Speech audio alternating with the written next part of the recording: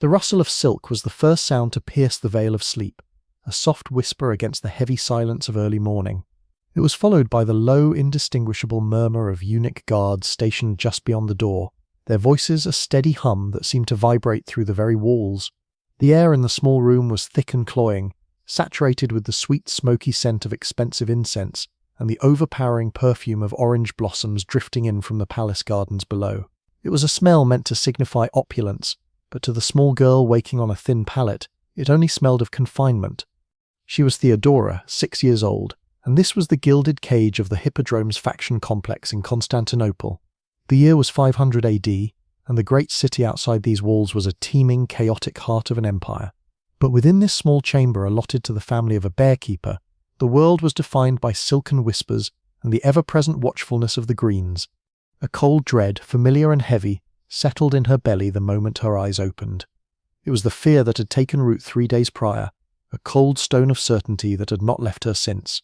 Her father Acacius was gone, the strong man who smelled of hay and animals, who could calm an enraged bear with a low word and a steady hand, had been taken by a fever that burned through him with terrifying speed. His absence was a void that filled the room, more palpable than the incense. From the larger room beyond, she could hear the muffled, ragged sounds of her mother's weeping, a sound that was becoming as constant as the guards' murmuring. Her 2 older sisters were still asleep, their forms huddled together for warmth and comfort. Theodora lay perfectly still, listening. She listened to the sounds of the complex stirring to life, the distant roar of a caged beast, the clatter of buckets, the calls of men preparing for another day of spectacle. All of it continued, utterly indifferent to the small seismic collapse that had happened in their lives. The luxury of their surroundings felt like a cruel joke. The silk hangings, the polished mosaic floor, the glimpse of manicured gardens, they were not hers. They belonged to the Green faction. They were the trappings of a patronage that was conditional, fragile, and now, with her father's death, almost certainly revoked. This room, this life, was alone, and the debt had just come due. The fear was not just of poverty, but of the street, of being cast out from this gilded cage into the raw, unforgiving reality of the city, her mother and sisters in tow with nothing and no one to catch them. She pulled the thin blanket tighter around her small shoulders, trying to shrink away from the dawn and the terrible decisions it would force upon her family. The cage, for all its gold, had never felt so much like a prison. Before diving into these forgotten stories of survival and suffering, if you enjoy learning about the hidden truths of history, consider hitting that like button and subscribing for more content like this. And please comment below to let me know where you're listening from. I find it incredible that we're exploring these ancient stories together from different parts of the world, connected across time and space by our shared curiosity about the past. 3 days of hushed dread culminated in a frantic, hopeless ritual. Theodora's mother moved through their small chamber with a frantic energy, her hands shaking as she laid out their finest tunics. The garments, once vibrant with the Green faction's colours, were now faded and threadbare, the seams strained and frayed. Each stitch was a testament to a prosperity that had always been borrowed, each patch a monument to a life lived on the very edge of ruin. The air, still thick with the cloying scent of blossoms and incense, now also carried the sharp metallic tang of fear. Her mother's fingers were cold as they fastened the tiny buttons at the back of Theodora's neck. The touch was hurried, desperate, a stark contrast to the gentle, sure hands that had cared for them just a week before. Theodora stood rigidly, watching her sisters being similarly prepared, their young faces pale and confused, their eyes wide with a fear they could not name but deeply felt. They were being dressed for a sacrifice, adorned for an appeal to gods who were already known to be capricious and cruel. With a final trembling sigh, their mother gathered them, herding them like fragile, precious lambs. She did not speak, her own voice seemingly locked behind a wall of terror. She merely clutched the smallest child's hand and led the way out of the room, down the cool, shadowed corridors of the faction complex. The usual sounds of the hippodrome, the distant roar of the crowd, the bellow of caged animals were muted today, replaced by the ominous echo of their own footsteps on the marble floor. They were ushered into a long, opulent hall where the leaders of the Green faction lounged on cushioned couches. Sunlight streamed through high windows, illuminating motes of dust dancing in the air like gold dust, a stark contrast to the heavy gloom that settled over Theodora's family. The men were arrayed in silks far richer than their own, their fingers heavy with rings, their faces smooth and well-fed. They looked up as the small, shabby procession entered, their expressions not of curiosity, but of mild, bored annoyance at the interruption. Theodora's mother stepped forward, her voice a fragile, broken thing that cracked in the vast space. She began to speak, her words tumbling out in a rushed, pleading torrent. She spoke of her dead husband, of his years of loyal service, of his skill with the beasts that brought the Green's glory and coin. She begged not for charity, but for the right for another to take his place, for the meagre but life-sustaining wages that would keep his children from starvation. Her voice, once strong and melodic, was now a tremulous whisper, each word a humiliating surrender of dignity. The men listened, but did not hear. Their faces were immovable masks of indifference. One, a man with a carefully trimmed beard and eyes that held no warmth, examined the nails of one hand as she spoke. Another swirled wine in his cup, his gaze drifting over the heads of the children as if they were merely pillars in the room. The plea for their survival was nothing more than an inconvenient noise. When her mother's voice finally faltered into a choked silence, the man with the bored eyes finally flicked his wrist. It was a tiny, effortless gesture, a dismissive wave of a hand that carried the weight of a death sentence. It meant nothing. It meant destitution. A guard stepped forward, not to escort them but to shove them roughly back toward the door. The sound that followed them out was not one of silence or pity, but of laughter. It was a cold, derisive sound that echoed in the hall, chasing them into the bright, dusty street outside. The brilliant Constantinople sun was a shocking assault after the dim hall, and the laughter seemed to bake into the stones beneath their feet, a permanent stain of their humiliation. They stood blinking in the sudden light, their fine threadbare clothes now feeling like a cruel joke, the dust of the street already settling on them, the first layer of their new desperate reality. The dust of the street clung to their fine threadbare tunics, a gritty testament to their sudden fall from grace. The laughter from the Green faction hall still seemed to ring in Theodora's ears, a cruel echo that drowned out the normal clamour of the city. Her mother stood frozen for a long moment, her shoulders slumped in a posture of utter defeat. The bright sun illuminated the tear tracks cutting through the dust on her cheeks. Then a new desperate resolve hardened her features. Her eyes, red-rimmed and hollow, scanned the bustling avenue before settling on the distant, imposing complex that housed their rivals. Without a word, she grabbed Theodora's hand and those of her sisters, her grip suddenly fierce, and began to march them toward the Blue faction's headquarters. The walk was a blur of hostile glances and jostling crowds. The Blues' complex was a mirror image of the Green's in its opulence, but the air felt different, sharper, colder. The guards at the entrance wore the same colours of sky and sea, but their eyes held a calculating keenness rather than bored indifference. They were admitted not into a grand hall but a smaller, darker chamber, where a single man sat behind a heavy table littered with scrolls and ledgers. He was the leader of the Blues, a man whose reputation for cold pragmatism was as well known as the rings that adorned every one of his fingers, glinting dully in the lamplight. His gaze swept over them as they entered, not lingering on the mother's desperate face or the younger girl's frightened ones, but settling on Theodora. His eyes were the colour of a winter sea, and they held no pity, only a slow, meticulous assessment.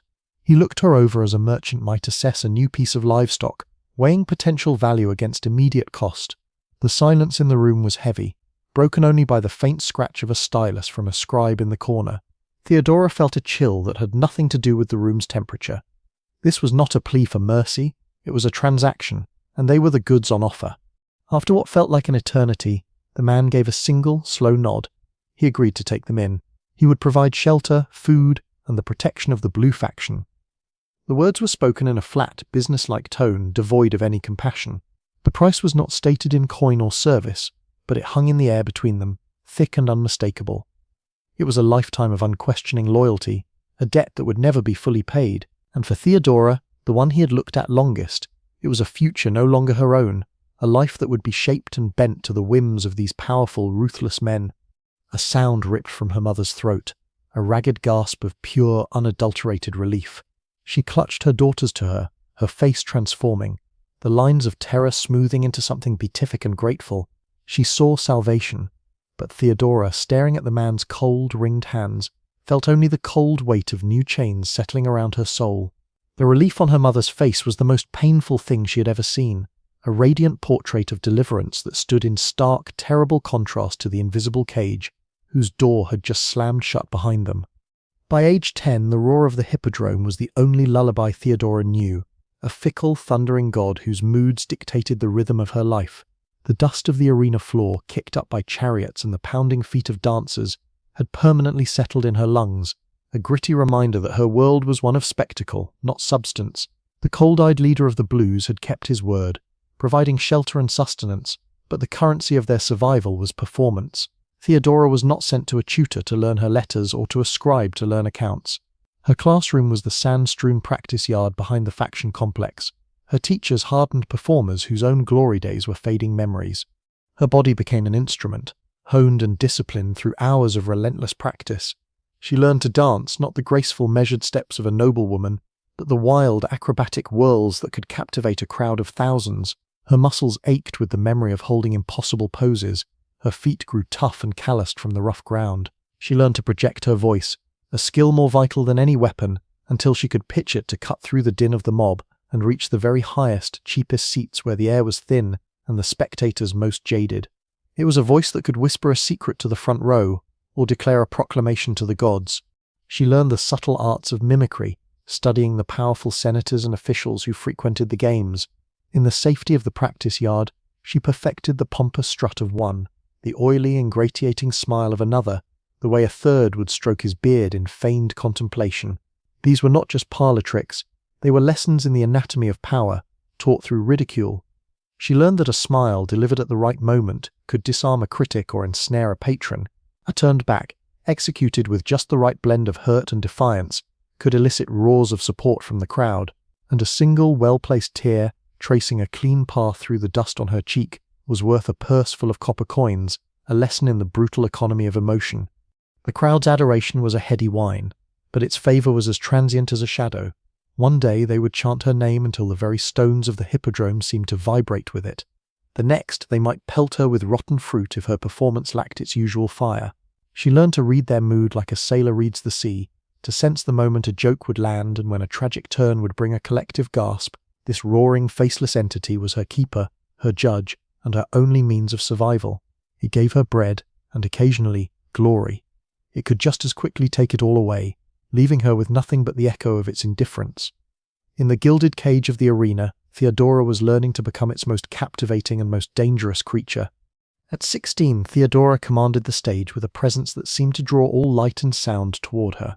Her beauty was no longer that of a child, but sharpened into something formidable, high cheekbones dusted with gold, eyes that could flash with laughter or freeze with disdain, a voice that could weave spells of comedy or tragedy with equal skill. The crowd adored her, their roars a physical force that washed over her each night. She was a star in the firmament of Constantinople's entertainment, her name whispered in the taverns and shouted from the tiers of the hippodrome. But the adoration was a thin veneer over a reality that festered beneath. For every bouquet thrown at her feet, there was the leering gaze of a wealthy patron. For every cheer, the casual brush of a hand that claimed ownership of her person.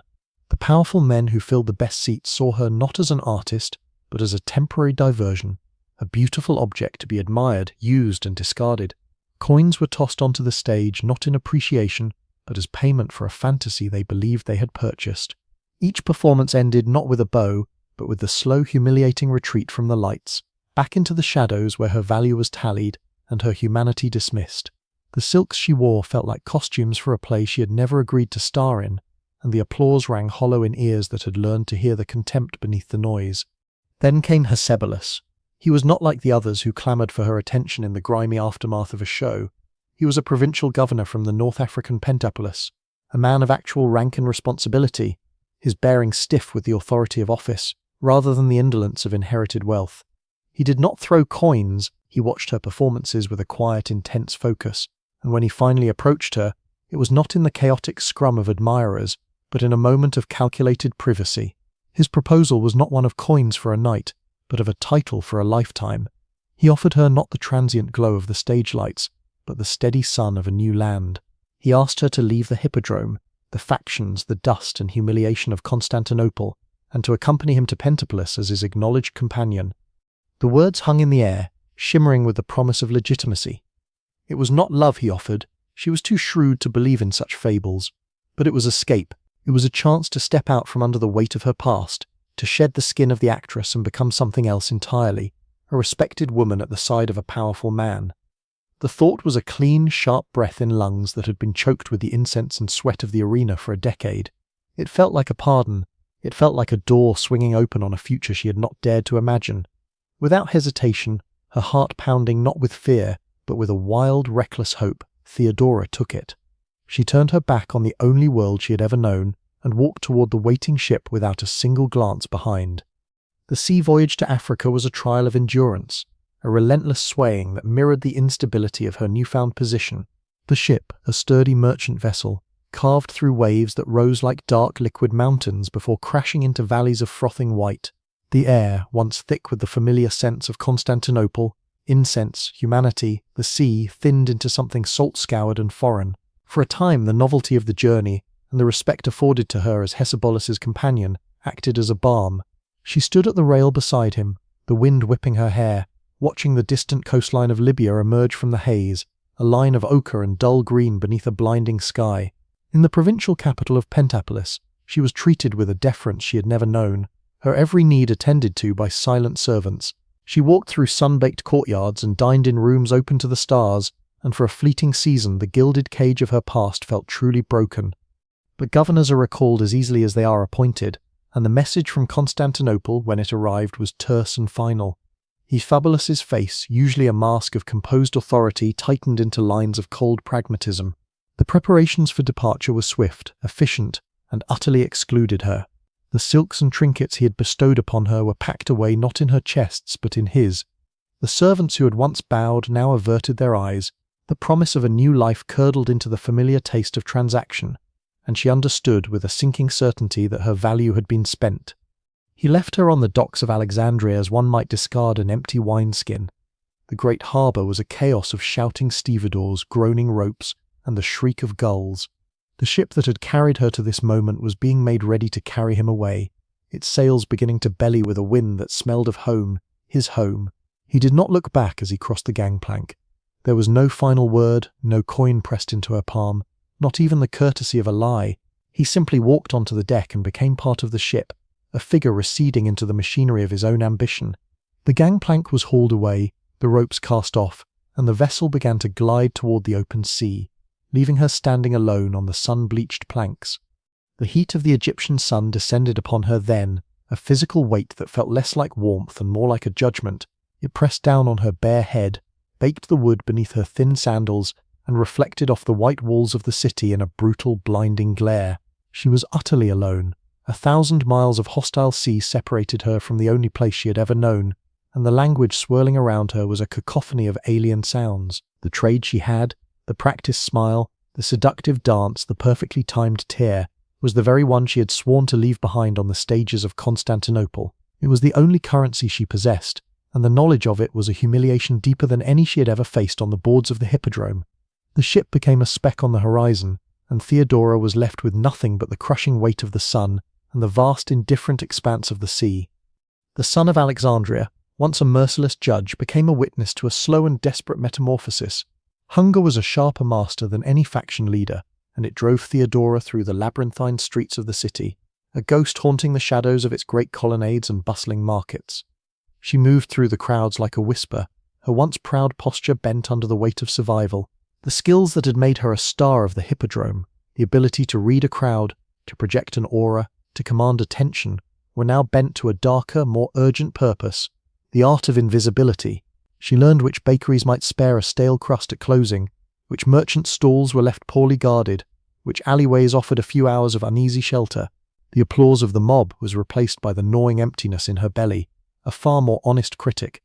Her wandering feet, guided by a despair she had never known, eventually led her to the steps of a small, unassuming chapel tucked away from the city's grand thoroughfares.